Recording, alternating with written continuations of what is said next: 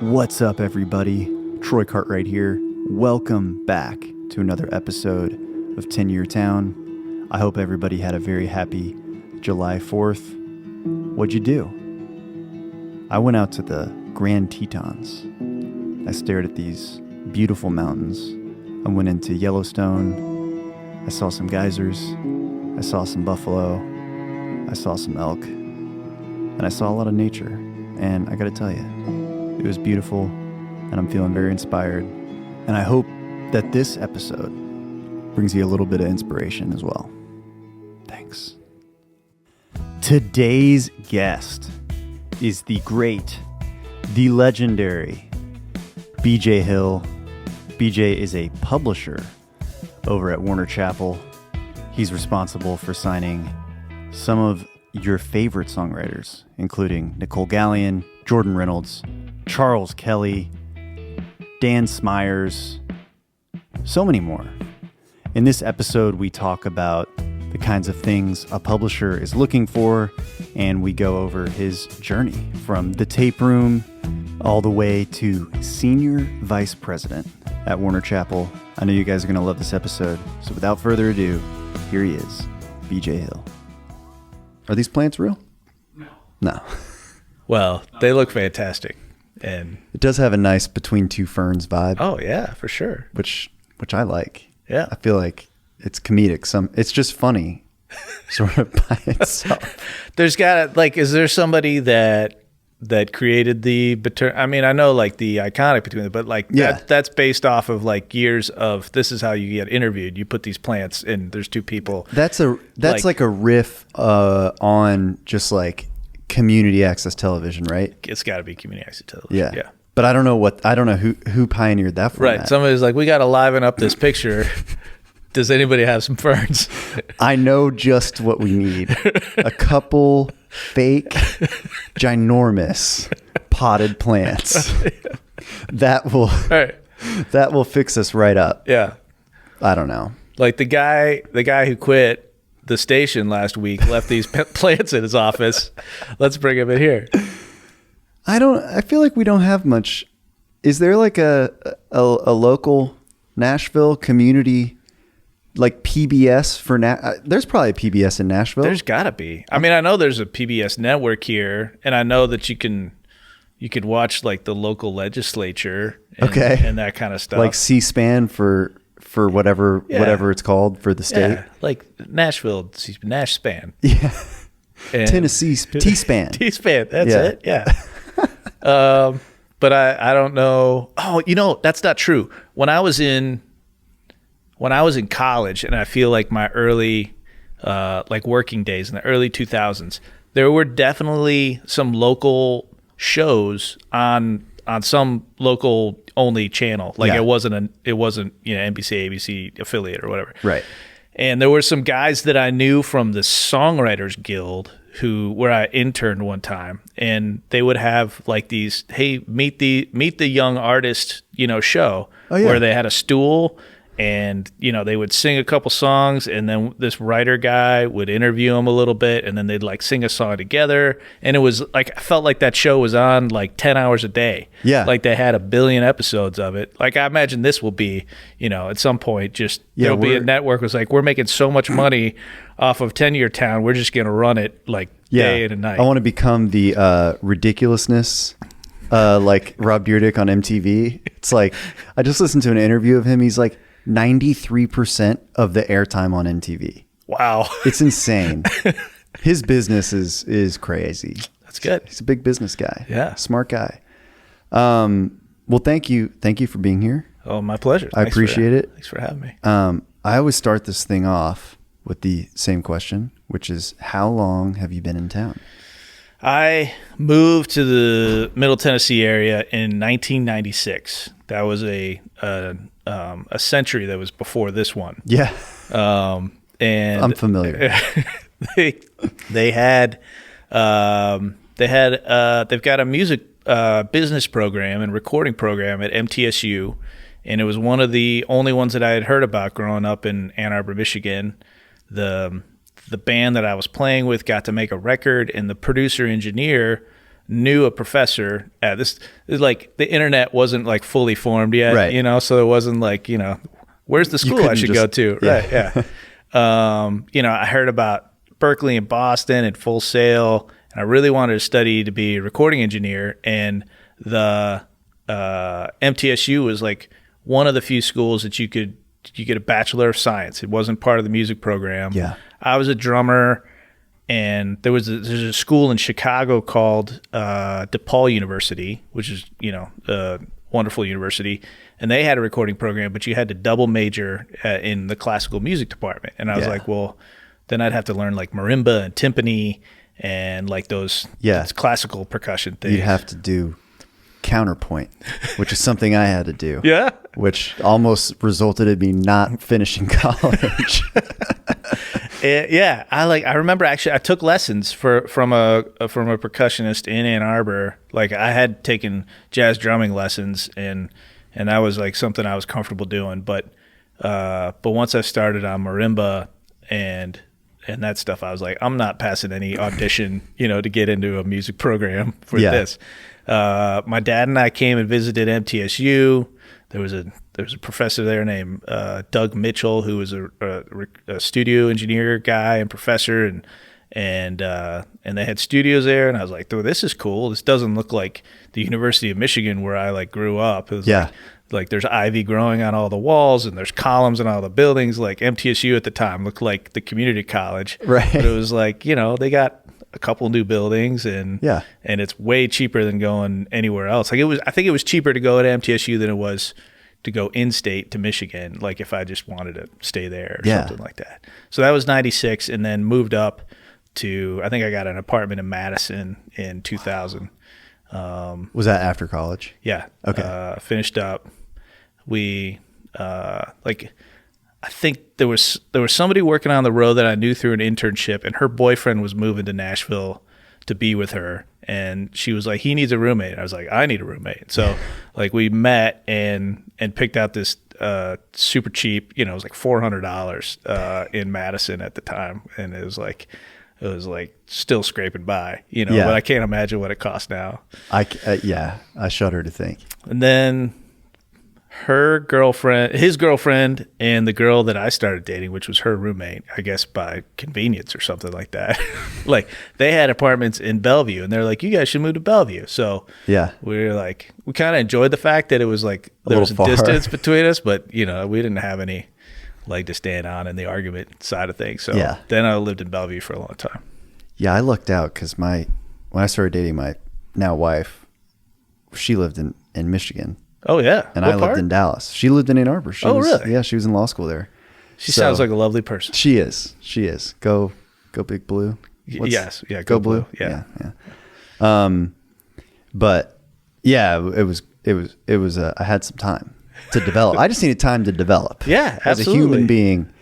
And then she got a job in Nashville. So there's definitely that age range where like if you're with the person that you're trying to date or be with or whatever, like it's not good for them to see you all the time. Like there's stuff you got to figure out. Yeah. I don't think the male human brain is fully formed until like 25. Well, I'm still working on it. So I needed to at least 26 to just be able to exist full time around another human. I understand that for sure. How old were you when you guys like started living together and stuff? We started dating when I was 24, and then I guess I was almost 27 when we moved to Nashville. So it was good. It was good. And we, you know, it was a great way to get to know someone, even though it was long distance. We spent a lot of time talking, right? You know, less time being physically in the same place. And so by the time we talked more than you would than if you were together. I mean, I was like back in high school, dude, we were talking on the phone for hours. Because they know you hang up. Yeah. Yes. This is adorable. So when you were in college, were you doing internships at this point? At what point did you set your sights on the publishing world? Yeah, I I definitely still wanted to be a recording engineer up until like I think I had an internship at the Songwriters Guild, which I don't even know if they exist anymore, but the guy who was running the Student Songwriters Association that I was like a part of, he was like, hey, you could come intern over here. And I was like, sweet. I don't know what they do or whatever, but it was like a spot, drove to Music Row a couple times a week and like answered the phone. And then I through that, met somebody, and I interned at Elmo Irving Publishing, which eventually got acquired by Universal Publishing, and was in that building where Universal Pub is now. And I was in the tape room downstairs in that like basement-y kind of spot. Oh yeah.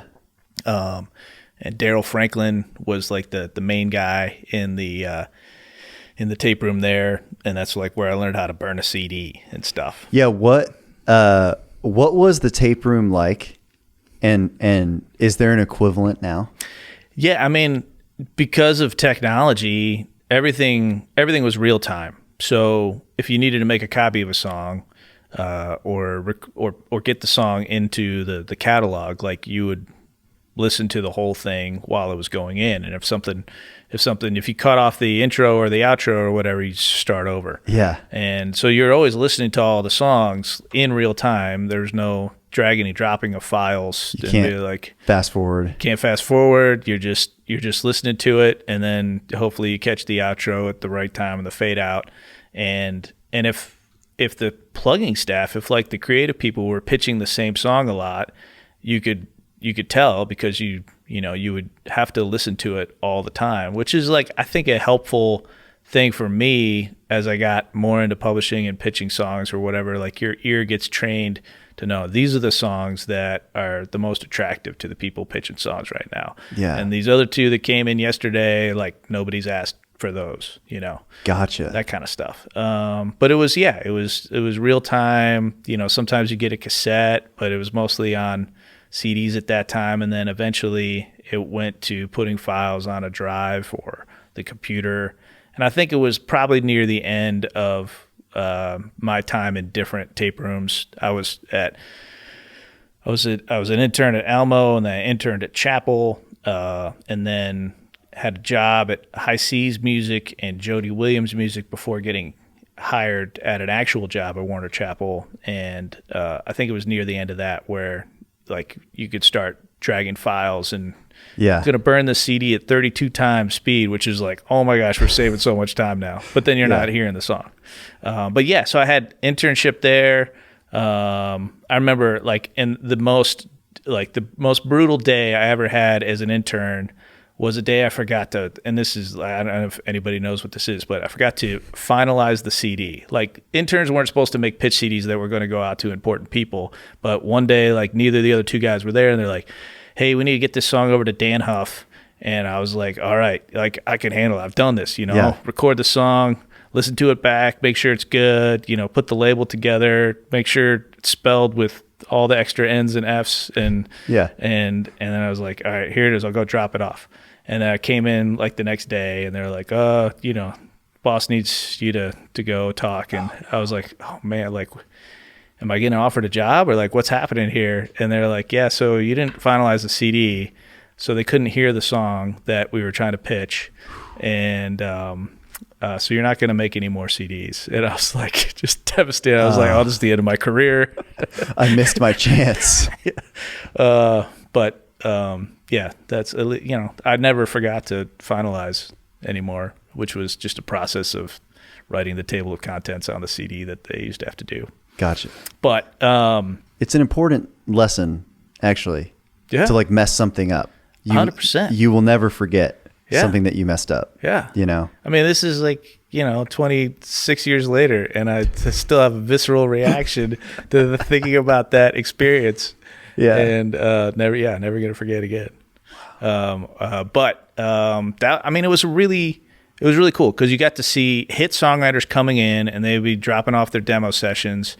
And then, the pluggers who were working, getting the songs out, nobody told me what was going on, but you got to like learn things from the process. Like Craig Wiseman would come in and, and drop off a session CD from the 5 songs he just demoed or whatever.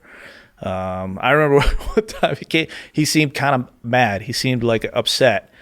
And I'm not asking any questions. I'm just listening to the conversation. Yeah. And I was like, I wonder what he's upset about. Turns out he had just heard one of his singles on the radio, and they didn't keep the production ideas from the demo, and he like changed it. And it was like, he was, and I'm like, this is crazy. Like, he just heard his song on the radio. Like, that's amazing. Yeah. But he's upset because it doesn't sound the way, at least that's how I remember it. Yeah, but that's like, I think it was Jimmy Bell telling me about his, for Last Night Lonely for John Party. Like, right. They wrote the whole song around this riff. Right. And then when the cut came out, the riff wasn't even out. It was like, that's a song. What are you doing? This is never going to work. Yeah, it's pretty funny. Yeah. It was definitely like a great, like, just perceptive, like trying to understand, where he's at and how the industry works. And like, you can write the song, but you can't dictate how it's going to sound unless you're the producer. And sometimes you're the producer and the label is like, no, do it different, and all that stuff. Right. How do you think that people, like for young pluggers just coming into the business, if, I don't know, if they're, I guess you'll still have like interns and stuff. I guess how do you go about like exposing them to the, the equivalent of listening to the hit song over and over again? Yeah. You know what I'm saying? Yeah. I think we try to find opportunities to get them in a meeting here or there where we can. And, sometimes you could tell if an intern is more, maybe interested in the admin side of things or the, I don't know, the studio side of things or whatever. Hopefully we, are aware of that and can be like, like, why don't you sit down and talk to this person for a minute, or why don't you come sit in this meeting? And there's probably interns that we've had where I've missed those opportunities just because like I'm so old and they're there for like 3 months, but it seems like they're there for like 2 weeks, Right. Yeah. And, but I think there are some that do such a good job or are just so pleasant to be around and like willing to do whatever that you're like, I want to make sure that they learn some good stuff while they're here because they got a good head on their shoulders or something like that. And there's probably people who have been great interns that I just, had my head stuck up my ass and didn't realize, they got missed. We let us say ass here? Yeah. Oh yeah. Okay. Yeah. Okay. Say whatever you want. Thank you. Yeah, that's really fascinating. I think I'm always just trying to go back and have people sort of recount how they entered the industry, right? Because I think a lot of people are like wanting to be in the music industry. Yeah, yeah. And it's hard to know, well, where do you go? Where do I start? We just did a Q&A episode this weekend where we were answering like some listener questions, and it's a lot of people want to know, how do I get started? And it's like, well, if you want to be on the business side, intern. And then I start thinking more how do you get an internship? I actually don't even know how that works, but it seems like the process is alive and well. I think the process is alive and well, and we struggle sometimes because I mean, the Belmont's a great school, and Belmont's right at the end of Music Row, right. And so there's a lot of integration. There's a lot of ease of access there. MTSU is a little ways down the road, but there's still some good connections and some communication and the career fair day and stuff like that. Yeah. But there's probably some other like really smart people out there at other schools or other programs that we just don't have much of a connection with, and probably missing out on some good talent here and there. Yeah. And it's a very funneled, there's not a lot of opportunities to go around. Right. But you do kind of hope that, we'll find ways to interact with other programs, other schools that, that could use some access, and just people from different walks of life, like people that go to Belmont. I mean, that's a subsect of of the population. It's right. It's not the greatest variety or like a perfect representation of the world. I know exactly what you mean. So hopefully we can find some ways to get other opportunities going. Yeah, I think that's sort of the music business does tend to like self-select a little bit too. So the people that really want to get in, right? There's always a way.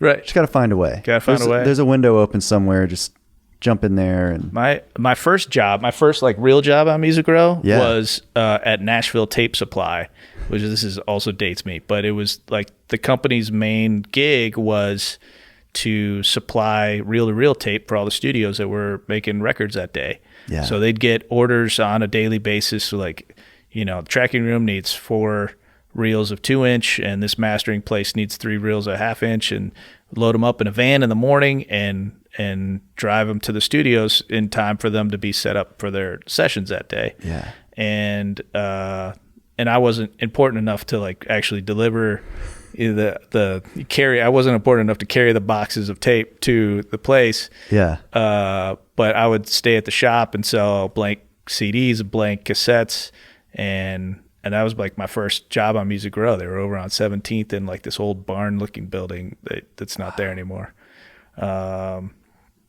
They turned into like NTS Media. They sold hard drives there for a long time. They might still be around. I can't remember, but it was like, that was like a nice intro, because you got a lay of the land of where the studios were, where the, dropping off a stack of 100 blank CDs to this publishing company over here. Yeah. But I was only there for like 2.5 months. It felt like a career, it felt like I'd been there forever. And got a call from an old professor at MTSU who knew somebody at Harlan Howard Songs, and they were looking for like an admin assistant. And I talked to the guy on the phone a few times who was doing the hiring, and he was like, well, we might hire, we might not hire. And I'd talk to him like once a week for a little while. And he's like, yeah, like the lady that cleans the boss's house, like we're going to try her out. And I was like, I'm never getting this job. Like I don't have an in, Yeah. And then one day he calls me and he's like, the publishing company next door is losing their tape room guy, and they're interviewing people. Like you should go over there. It's like, right next door to this company. And they were over on Wedgwood called High Seas Music. Tracy Gershon was the boss. And the guy who had been in the tape room, got to the point where he was like, man, my student loan bills are so crazy. Like I got to go take a better job where I can pay these off. Wow. And so I was like, well, I actually called my friends that I graduated with, and I was like, hey, this company's interviewing, like we should all go over there and like interview for this job. So, they ended up hiring me because I had so many internships like in the tape room, making CDs and stuff. And I was there for like 2 years. It was a small publishing company. They had like 8 writers, maybe, 1 song plugger. It was affiliation with Fitzgerald Hartley. So like the guys who managed Vince Gill and Dwight Yoakam and Restless Heart, I think, was over there. And every once in a while, Vince would come into the office and like drop off a couple boxes of Krispy Kremes. And it was like, man, this gig is awesome. This is sick. Yeah. That's so cool. So then I was like really at a publishing company. Really doing it at that point. And then how did it, how'd you grow from there? What was the path like? Well, I mean, it was pretty slow, especially at that time in my life. It felt like I was just a tape room guy forever. I think I was with High Seas Music, and they would let me pitch songs. Like I remember, having a few friends that were working in different places.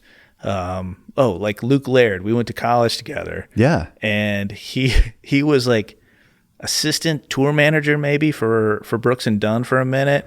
He was I think he was dating Ronnie's daughter. Oh my God. And then went out on the road with them and like was, employed. Yeah. And he hit me up one time and he's like, "Hey man, if you got any songs, like I can pass them along." And I remember that was my first hold. I got a fax message saying, "Hey, this is Ronnie. Just heard the song that Luke played me." It was an old John Gerard song from the High Seas catalog. And I was like, "This is amazing. I got a hold. We're going to get a cut." And then of course, like, they didn't cut it, but the hold fell through. There was some sort of like backstory, like Ronnie's wife really liked the song and you just get emotionally invested, excited about it. Yeah. And then there was another old classmate of mine, Tiffany Sweeney, who worked at a management company, or she worked for Missy Gallimore, and she'd let me play her songs every once in a while. But it was mostly making copies of stuff and keeping track of the catalog, and then that company was shutting down. This was like early 2000s, so all the industry like that had just been booming during the 90s, just like on fire. Everybody made money. Everybody had a company. Everybody's like, if you're so-and-so's brother, like start a publishing company, sign some people. Like there's money everywhere. Yeah. And then 2000 hit and industry starts declining from Napster, file sharing. And I was like, did I do something wrong? Because like the music industry was going really good till I got into it and just starts declining. Yeah. So there were a lot of smaller companies that like lost their funding. A lot of co-ventures kind of went away. A lot of guys and girls that I knew that had gotten early jobs, or were just starting out in the music industry, like departments were getting restructured and people were getting fired all over the place. It was pretty like tough to see, and I remember feeling grateful, even though I was barely making any money, just like happy to still be going at it, to be surviving. Right. But the company High Seas was closing down like maybe 2 years after I'd started there, and somebody from, actually I think it was a writer named Carol Ann Brown, who had been writing with Liz Rose, who had just started writing for Jody Williams. Like Liz Rose worked for Jody Williams as a song plugger, and was a great song plugger, and then started writing songs for Jody. Carol Ann, who was one of our writers, was knew that they needed a tape room person. Gotcha. And she was like, "You should go talk to Jody and Catherine Blassingame, who ended up marrying Eric Church, Catherine Church." And interviewed with them. They offered me the job, and I got to work for Jody, who is, one of the greatest guys in music business, just like stellar dude to work for and watch, how he operated and the way he treats like just the creative world around. I think some of the coolest lessons I've learned stem from watching him, put people together musically. Like, you guys should know each other. You guys should work together, and it, like, have nothing to do with him, and not be a part of his bottom line or anything that's financially gonna. I mean, he was running his own small business. The way that most of America works is like, how am I gonna get a percentage of this thing? Right. And he, it just seemed like it was always about what's best for the music, what's best for these creative people, and how they're getting through the career and stuff. But I only worked for him for like 6 months, which seemed like an eternity at that point in my life. And Warner Chappell had an opening in their tape room, and they called, and I'd always had just like an excitement about the possibility of working there at some point. I thought all the song pluggers were super cool. Like, I loved their writer roster. And then I think like also the idea that at a bigger company, you might have a better chance of, there being upward mobility. Yeah. There's just more people. Right. There's more jobs, available. So I left Jody, which I felt horrible about because I loved working for him. but you know, I think I went from making $22,000 to $23,000. There you go. At Chappell, you know, just raking it in at that point. Yeah. And have you been? Is that where you've been the whole time? Pretty much, almost. So Yeah. that was like the end of 2002 or 2003, and I was there for a few years. And I left for 1 year to go work on the label side at Universal Records when DreamWorks Records, where like Toby Keith first started having his hits, and there was a bunch of other people on the roster, but James Stroud, Allison Jones, and a bunch of people from that label moved over to MCA Mercury, and it became Universal Music Group Nashville. And they needed a A&R coordinator, and I think it was Martha Earls, who had been a plugger at Chappell, and then she went on to BMG. She was good friends with Allison. I think she gave my name to Allison and said, hey, you should talk to BJ. He's, you know, been kicking around, and he's great at making CDs. So I interviewed with James Stroud and Allison, and they offered me the job over there, and I was like, cool, record label. Like this is exciting. This is sexy. This is where the song choices are made, and the records are, you know, brought together, and it's like that's the finish line, right? Yeah. And I learned a lot. I'm really glad that I went over and got to be a part of seeing some records put together, and so like the song searching process for different projects and how different they are, and you know, this artist is really creatively you know, working together with the label A&R staff, and they sit down, they listen to songs together, and they talk about songs, and like and that's how that song process works for that project.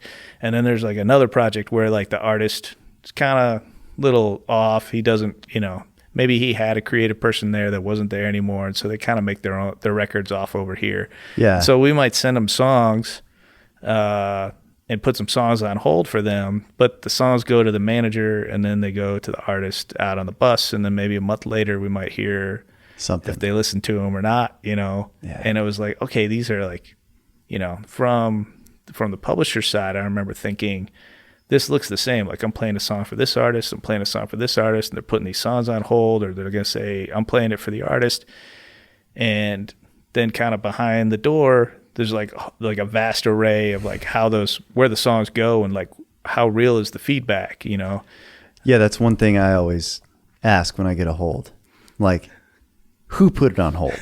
Right, yeah. Is it the artist? Did the artist hear it? Right. Or, you know, sometimes it's like, you know, they're an A&R person, or sometimes it's even less connected than that. And, you know, you're always trying to gauge, right, is this real or not? And then like in every project, it feels like it's a little bit different. You know, there's some artists that you can tell are taking pretty strong direction from the label. Like, hey, this is what we want you to cut. You know, there are those projects that, you know, that seem kind of old school or whatever. Yeah. And then there are definitely projects where the producer is kind of like the main song driving force. And I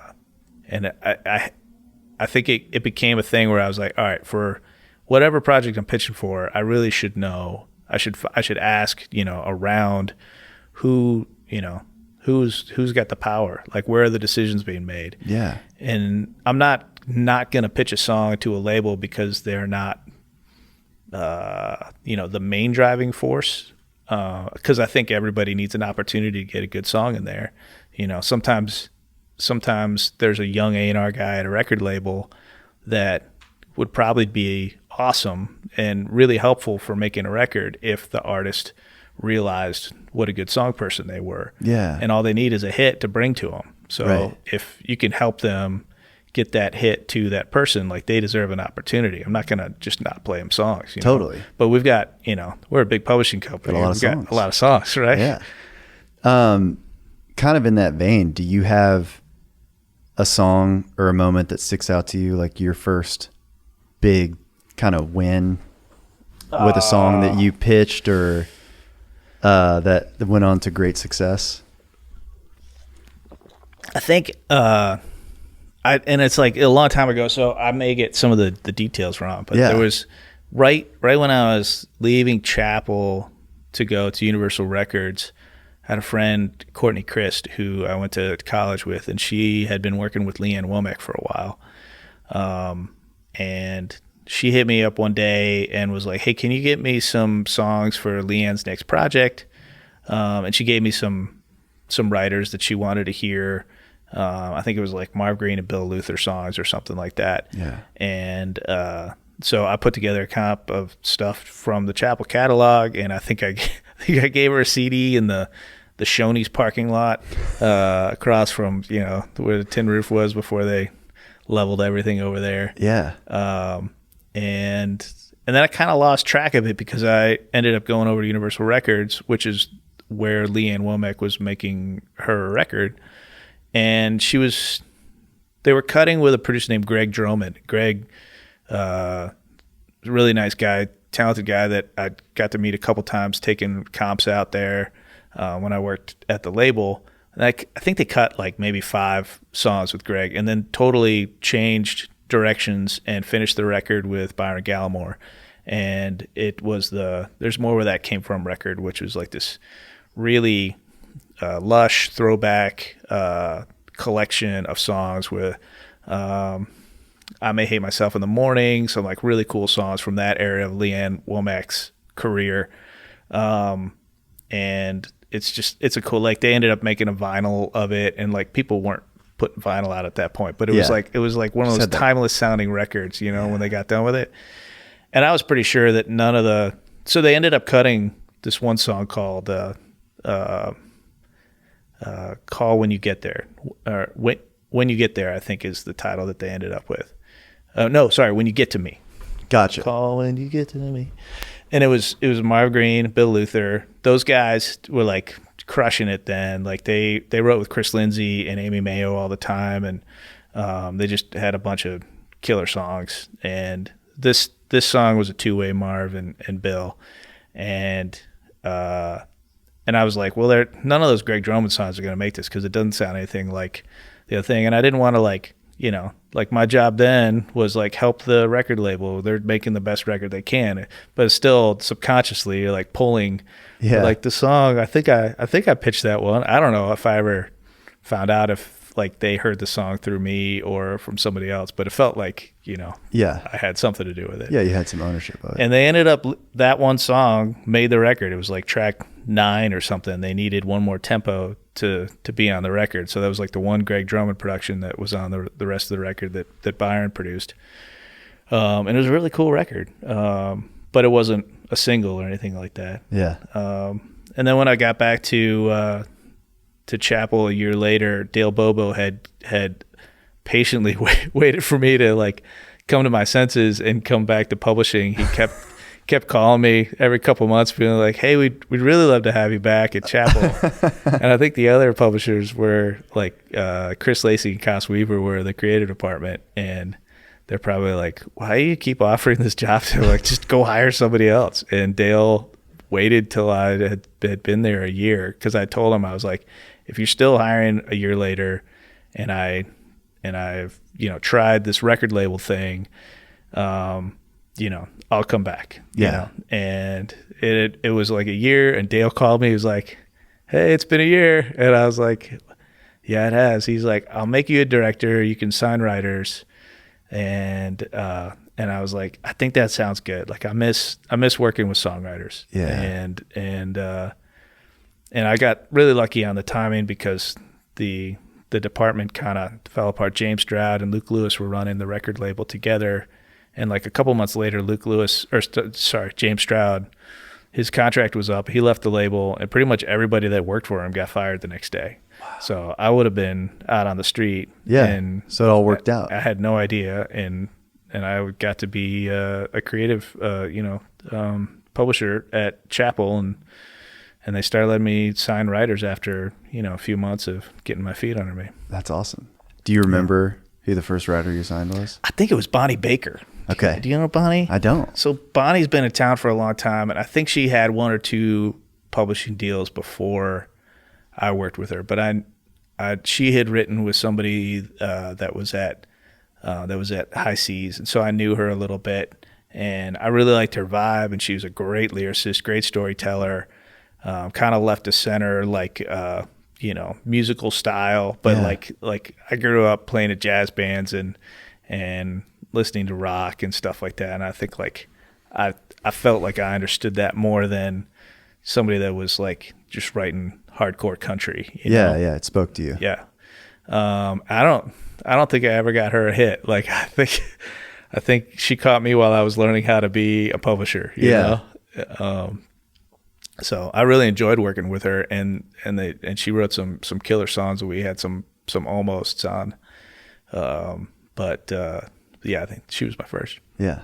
And funny story, like almost full circle, one of the most successful guys that I have signed is a writer named Jordan Reynolds. Yeah. And Jordan came out of Belmont, and he was singing, and he like wanted to be an artist. And I'd had a meeting with him while he was at Belmont or while he's finishing up there, and he had a really great voice and some songs that were like that sounded like real songs. Yeah. And I was like, man, this guy's really good, but like I don't see like an artist thing going on here.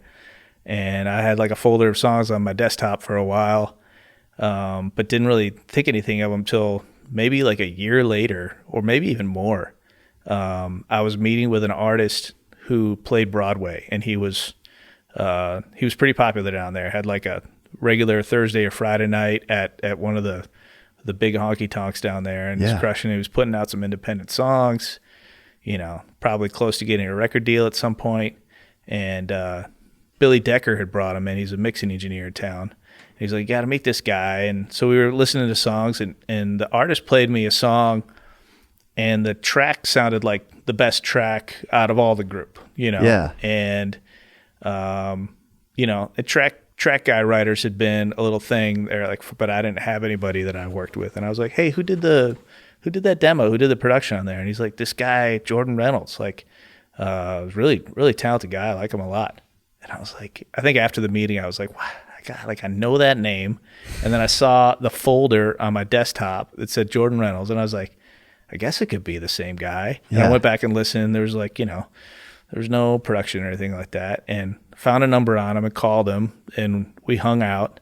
And I was like, are you doing tracks now? And he's like, well, funny story. I was in this ASCAP songwriter program, and Bonnie Baker was teaching it, or like, guiding everybody and mentoring all these young songwriters. And she asked me, like, can you do some demos for me? Like, I heard you're a great like producer. And he didn't want to tell her I am not a producer. So he just said, okay. And classic. I guess his roommate had Logic and some samples or something like that. And so he just taught himself how to do tracks like 3 weeks before, I heard this record, this demo. Yeah. And that's just, it speaks to how ridiculously talented he is at all sorts of stuff. And like, that was a great decision that he made. That was a great decision. That worked out really well for him. Yeah, I'll do those demos. Like, Wow. So that's how I got interested in signing Jordan again. And it was probably, if Bonnie wasn't around, that never would have happened. Yeah, that's pretty cool. That is very full circle. It is full circle. I think one thing people are always curious about, aspiring, songwriters, people that want to move to Nashville, is like, how does a songwriter get on your radar nowadays? Right. Yeah. It's definitely different than it was, when you basically had to be here, in town. Yeah. And,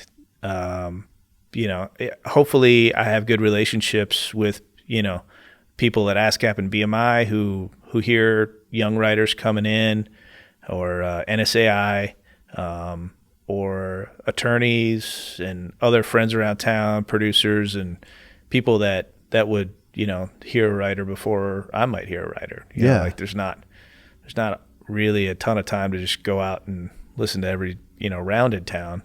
Right.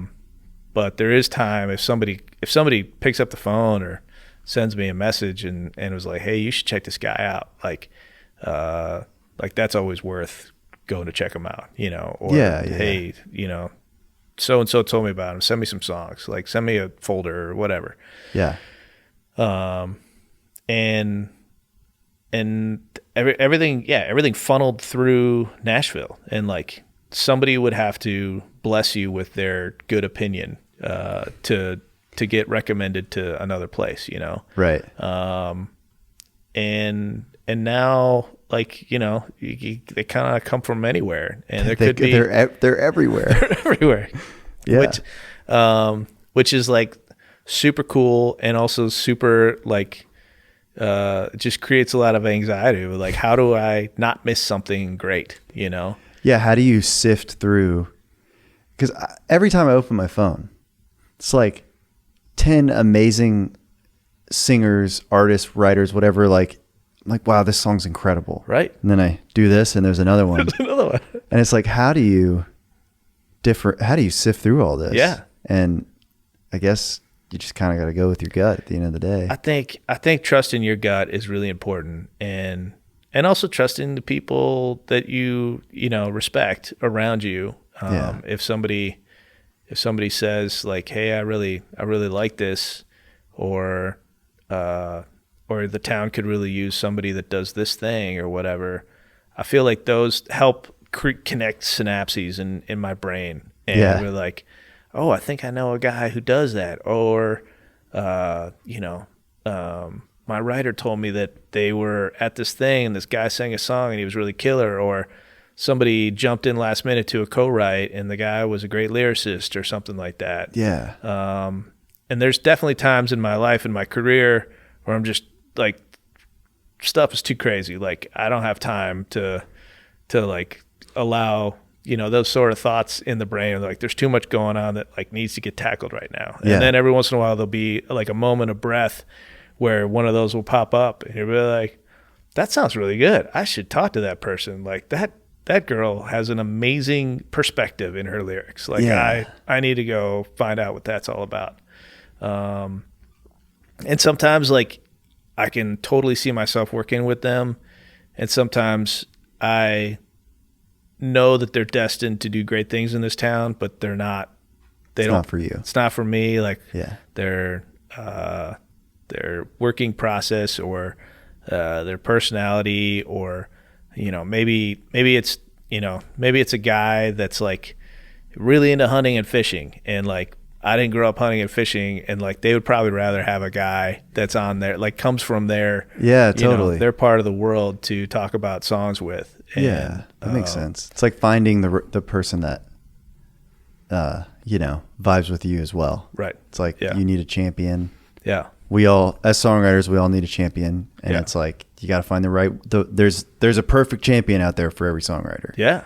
Sometimes you gotta, you know, date around a little bit to find the right one. When you've taken publisher meetings, what do you have those feelings in your head? Like when you're talking to them, being like there's so much, we have so much in common, or I totally understand the way they communicate. Like, this would be a great working relationship, or I can't figure out what this guy's saying. I think it really is like dating. Yeah. You go in there, you talk a little bit, and you're trying to, over the course of the hour, or maybe you go get a beer afterwards, you're hanging out for a couple hours, like, imagine what would my life be like if I was with this person. And you know, sometimes the answer is like surprising. I don't know. I didn't, when I was going through I call it the publisher dance this time around. Right. I didn't really think that I would end up where I ended up, but I just spent some time, and then I don't know, it just kind of all made sense and like ended up being a great decision for me. That's killer. But it is kind of scary, you know, and you're like so nervous to like tell, like I felt so honored that anybody wanted to work with me. So when you have a few offers or whatever, it's like, just like, I'm like dreading, like, oh, I got to call this person. Oh, tell them. It feels so bad. Yeah. It's like such a crazy juxtaposition of the emotions. 'Cause you're like, these people wanted to work with me and I like them. Yeah. But this situation, you can only pick one, Right. And it's really, it's gotta be tough to make that phone call. I'm sure I don't know if I'm sure you've been on the other side of that a few times, or maybe every writer you've ever wanted to sign with you. I mean, I have been like, that is one of the nice things about working at Warner Chappell is that usually we can make a deal work for somebody the way, if whatever point career they're in. Yeah. But the personal part of it is, is a big deal. I remember I tried to sign Ryan Hurd, but I was like late to the party. Yeah. And he'd already gone down the road with a guy at Universal Music Publishing, and and I was like, it just wasn't enough time for me to even totally make a proper relationship. Yeah. But I remember he came or called or something like that, and he was like, just want to tell you how much I appreciate, the interest, but like kind of got down the road with these guys over here and really liked the vibe over there. Freeman Weiser was the guy that signed him. Yeah. And but he was like, you got to meet my buddy Aaron Esice. And he's like, he works with me and Joey Hyde and like does all our demos, and he's like a really cool guy. He's from Michigan too. It was like, because I'm from Michigan, and like we had that like, up north like connection. Right. And that northern attitude, as they say. Right, the northern attitude. And that's how I met Aaron Esice, and I got to work with him for a few years. Yeah. That was a nice like hey, you can't have me, but I've got to, I got something for you. Yeah, I'm already dating somebody, but you should meet my sister. Yeah, that's awesome. Well, I got one last question for you. If you could go back to your younger self and give him one piece of advice. Yeah, don't wear sweater vests. That would be the advice. Yeah, I saw a picture of myself from when I was interning at Elmo, and I was wearing khakis and a sweater vest. What the hell was going on? That's so funny. Sorry. What? You can finish the question. No, that was it. Like, you're talking to 22-year-old you. What's some wisdom you'd impart on him just to help him on his journey? I mean, I think there were a lot of things that probably took me longer to figure out than they should have. Mm-hmm. But I also I appreciate those years where things weren't moving very fast, at least from that perspective.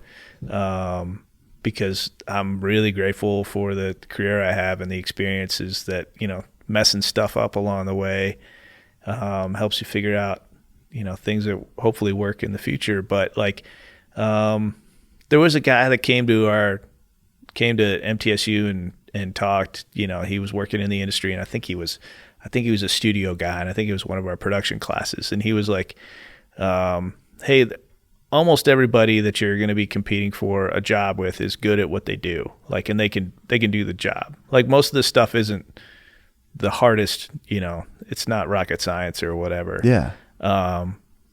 But like, it's important to be a good hang. It's important to not, mess up the vibe in a room when people are trying to be creative, especially when you're just there to help everybody do whatever, be of any use, and plug something in or get a cup of coffee or run and grab their lunch or whatever the case may be. Like, you should be a benefit to the vibe in the room and not the opposite. And I don't think I ever thought about that being a thing. It was like, you got to do the job, right? I'm supposed to fill out this piece of paper, I'm going to fill out that piece of paper. But like, the rest of it is like important. Like, people, if you're nice to have around, you're more likely going to get called back. If it's a day-to-day gig or if it's an interview or whatever. And I sucked at talking to people. I remember my first job at High Seas, the song plugger there was this guy named Dallas Gregory, and he was the king of stories. He could talk to a wall and have a good time, and and it was like everybody enjoyed having him around. Yeah. And I was like scared as crap to talk to anybody, you know, like go to a number one party and you see some people there. You're like, oh yeah, those guys were at the last party. Like they probably do stuff. And like, but I'm not going to talk to them. Like, you know, maybe they think I'm weird, you know? So right. It took a long time, I think, to feel comfortable just realizing like we're all here doing this thing. Like, they're working on stuff. I'm working on stuff. Like we'll probably work on stuff together. Like it's not the end of the world to just say, hey, you know, that took me a while, and it was, I think, a struggle, probably just, you know, fear of rejection like we all have in certain parts of our life. No doubt. And then, you know, in publishing, songwriting, you know, rejection's a big part of it. And, it's almost all of it. it's almost all of it. It's like 98%. It is like maybe more than that. Yeah. But I think if you like look at the numbers, be like, this is a horrible game to be playing. Like this is, why would you make this bet that any of these things are going to work? Yeah. And I can't remember if somebody gave me this perspective one time or if I just put some pieces of some other people's perspectives together, but it's like we get, like we have the best opportunities, even though like our chances of being successful are small. There's nobody else in the world that has a better chance of being successful at this than the people in these 7 blocks or whatever. Yeah. Like we have the best chance of getting on, you know, the Luke Combs record, or, you know, of writing with the next, you know, person that's going to be huge or whatever. It's all going to happen here for the most part, and nobody else has a better chance than we do. So even though our chances seem small, like our chances are way bigger than everybody else's. Yeah. So like, just go do it. Why not try? Yeah. Yeah. I love that. That's great. Well, thank you so much for being here. Thank you so much for having me. I appreciate you, man. And that's it. That's the pod. See you later. Thank you so much for listening to this episode of 10-Year Town. If you're still listening, you must have liked it. So we hope that you will leave us a rating or review on Apple or Spotify, or give us a subscription on YouTube. It's all free. Don't cost you nothing. But we appreciate you being here. And thank you for supporting the 10-Year Town community. See you next week.